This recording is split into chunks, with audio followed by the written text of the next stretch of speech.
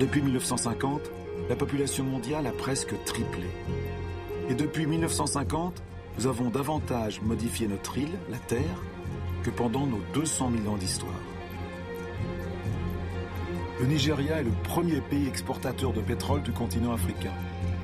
Pourtant, 70% de la population vit sous le seuil de pauvreté.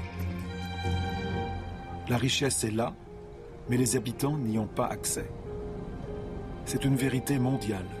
La moitié des pauvres de la planète vit dans des pays riches en ressources.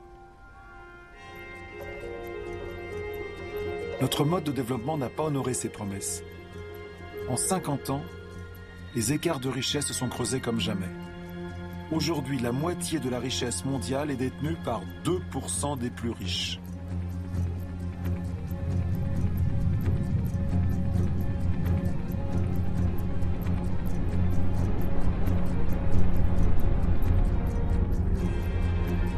De telles disparités peuvent-elles encore durer?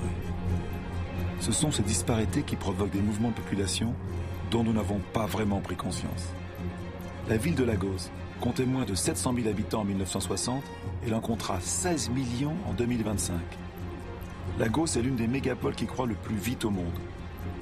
Ces nouveaux citadins sont principalement des paysans, contraints de fuir les campagnes à cause des difficultés économiques, de la démographie et de la disparition des ressources. Cette croissance urbaine est tout à fait nouvelle, car elle a pour moteur la pauvreté et non la richesse.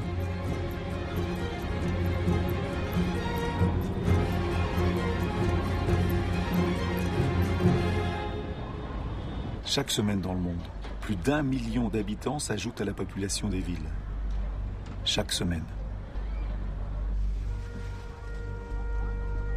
Un être humain sur 6 vit aujourd'hui dans un habitat précaire, insalubre, surpeuplé, sans accès aux installations nécessaires à la vie courante, eau, toilettes, électricité.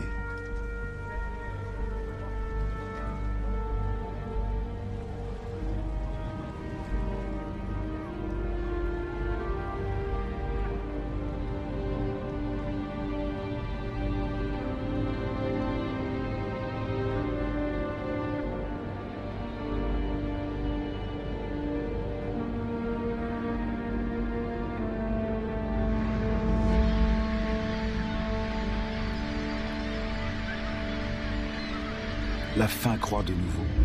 Elle frappe aujourd'hui près d'1 milliard de personnes.